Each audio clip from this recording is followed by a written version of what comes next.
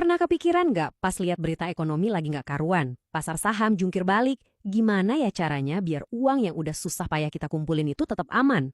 Nah, di pembahasan kali ini, kita bakal bedah tuntas 5 aset yang dari dulu terbukti jadi tempat berlindung paling ampuh pas lagi krisis.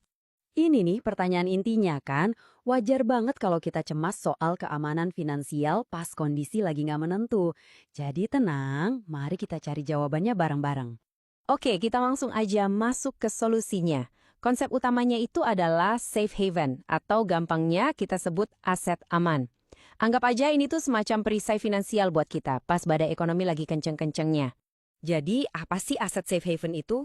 Simpelnya gini, ini adalah aset yang kelakuannya tuh seringkali kebalikan dari pasar pada umumnya. Waktu aset-aset lain lagi anjlok, nilai dia malah stabil atau bahkan naik. Tapi perlu diingat ya, nggak ada yang namanya 100% bebas risiko. Tapi secara sejarah, aset-aset inilah yang paling tahan banting. Yuk, kita mulai dari yang paling legendaris dan paling dikenal orang sepanjang sejarah. Siapa lagi kalau bukan emas, si kilau abadi yang udah jadi pelindung kekayaan dari zaman dulu kala. Emas itu sering banget jadi pilihan nomor satu. Kenapa? Soalnya nilainya itu nggak terikat sama kebijakan satu pemerintah atau performa satu perusahaan. Dari dulu sampai sekarang, emas itu udah kayak benteng pertahanan utama buat melawan inflasi dan ketidakpastian. Klasik, tapi ampuh. Nah, ini yang menarik. Kelebihan utamanya jelas, emas itu jago banget dalam menjaga nilai. Tapi ada satu kekurangan besarnya. Emas itu aset yang tidur. Dia nggak ngasih kita pendapatan pasif atau cash flow, nggak ada bunga, nggak ada dividen. Jadi anggap aja emas tuh kayak asuransi finansial. Kita beli untuk perlindungan, bukan buat cari untung bulanan. Oke, geser ke aset berikutnya. Yang ini menawarkan dua hal yang beda, tapi sama-sama penting. Likuiditas, alias gampang dicairin, dan stabilitas yang dijamin sama negara. Ini dua pilar penting lain dalam portofolio pertahanan kita. Di urutan kedua, kita punya mata uang kuat, dan rajanya tentu aja dolar Amerika Serikat. Uniknya, setiap kali ada kepanikan global, investor dari seluruh dunia itu secara naluriah lari dan cari aman ke dolar. Ini bikin dolar jadi salah satu aset yang paling dicari pas lagi genting. Poin kuncinya di sini adalah likuiditasnya yang super tinggi. Anggap aja dolar itu kayak alat pemadam api darurat. Selalu siaga dan gampang banget dipakai kapanpun kita butuh. Tapi kekurangannya, nilainya itu bisa tergerus sama inflasi dan kebijakan bank sentral negara tersebut.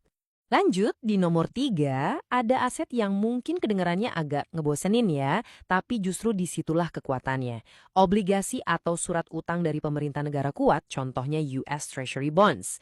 Keamanannya ini hampir nggak ada tandingannya, karena dijamin penuh sama negara yang nerbitin. Kalau tadi emas itu asuransi, nah obligasi pemerintah ini ibarat kura-kura di dongeng, lambat tapi pasti menang. Aman banget buat jaga nilai pokok uang kita biar nggak berkurang, tapi ya itu, jangan harap imbal hasilnya bakal fantastis. Tujuannya buat menjaga, bukan buat tumbuh pesat. Dari perbandingan ini, jadi jelas banget kan perannya masing-masing? Dolar AS itu juaranya soal likuiditas, akses cepat buat dana darurat. Sementara obligasi pemerintah itu juaranya soal stabilitas, jaga pokok investasi biar aman dalam jangka panjang. Dua-duanya ini saling melengkapi. Sekarang kita beralih ke aset yang bisa kita sentuh langsung, aset fisik. Nah, peran mereka ini agak beda. Biasanya jadi strategi pertahanan untuk jangka waktu yang lebih panjang. Di nomor 4 ada properti. Tapi ada syaratnya. Lokasinya harus strategis. Rumah atau apartemen di lokasi premium itu nilainya cenderung awet banget dalam jangka panjang. Bahkan pas lagi krisis sekalipun. Ini dia kelebihan properti yang nggak dimiliki emas. Dia bisa menghasilkan cash flow rutin dari uang sewa. Menarik banget kan? Tapi, kelemahan terbesarnya adalah dia nggak liquid. Jual properti itu butuh proses dan waktu. Nggak bisa secepat kilat kayak jual emas atau saham. Terakhir di nomor 5 ada komoditas dasar. Maksudnya apa? Ya barang-barang kebutuhan pokok, contohnya minyak mentah buat energi atau gandum buat makanan. Logikanya sederhana banget, sekacau apapun ekonominya, orang tetap butuh makan dan butuh energi kan? Yap, kuncinya di situ. Permintaan barang-barang ini cenderung stabil, nggak peduli kondisi ekonomi lagi gimana. Inilah yang bikin dia aman secara unik dan jadi pilihan bagus buat diversifikasi. Karena pergerakan harganya seringkali beda arah sama aset-aset keuangan kayak saham. Perbandingan ini bikin perbedaannya makin jelas. Properti itu sangat nggak liquid, tapi bisa ngasih pemasukan rutin dari sewa. Di sisi lain, komoditas itu lebih gampang dicairkan dan potensi untungnya dari kenaikan harga di pasar. Sama-sama aset fisik, tapi cara mainnya beda banget.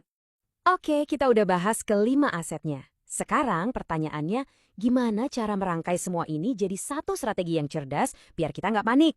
Nah, ini dia kuncinya buat bangun ketahanan finansial. Ada 3 aturan penting yang wajib banget diingat. Pertama, dan ini yang paling utama, diversifikasi. Jangan pernah taruh semua telur dalam satu keranjang. Kedua, pahami kalau tiap krisis itu beda, jadi aset aman yang paling pas juga bisa beda-beda. Dan ketiga, selalu siapkan likuiditas, aset yang gampang dicairkan buat jaga-jaga. Nah, pertanyaan bagus. Setelah tahu semua komponennya, gimana cara kita menyusunnya jadi satu kerangka strategi yang simple dan bisa langsung dipraktekkan? Well, ini salah satu contoh alokasi sederhana yang bisa jadi panduan. Coba deh, alokasikan porsi paling besar, sekitar 30-50%, ke aset aman kayak emas dan obligasi. Ini fondasinya. Terus, siapkan 20-30% di aset yang super liquid kayak uang tunai atau dolar AS buat dana darurat. Nah, sisanya baru deh bisa kita taruh di aset yang lebih produktif, kayak saham atau properti untuk ngejar pertumbuhan jangka panjang. Kuncinya adalah nemuin keseimbangan yang pas buat Anda. Dan ini dia kesimpulan terpenting dari semua pembahasan kita. Jujur aja, kita nggak akan pernah tahu pasti kapan krisis berikutnya datang. Jadi fokus kita seharusnya bukan jadi peramal, tapi jadi orang yang siap. Membangun portofolio yang kokoh buat menghadapi badai apapun yang mungkin datang. Jadi sebagai penutup, saya mau tinggalkan satu pertanyaan buat Anda renungkan. Setelah melihat semua pilihan dan strategi ini, coba pikirkan mana yang paling pas dengan tujuan, profil resiko, dan kondisi finansial Anda pribadi saat ini. Karena persiapan terbaik itu selalu dimulai dari pemahaman diri sendiri. Terima kasih sudah menyimak.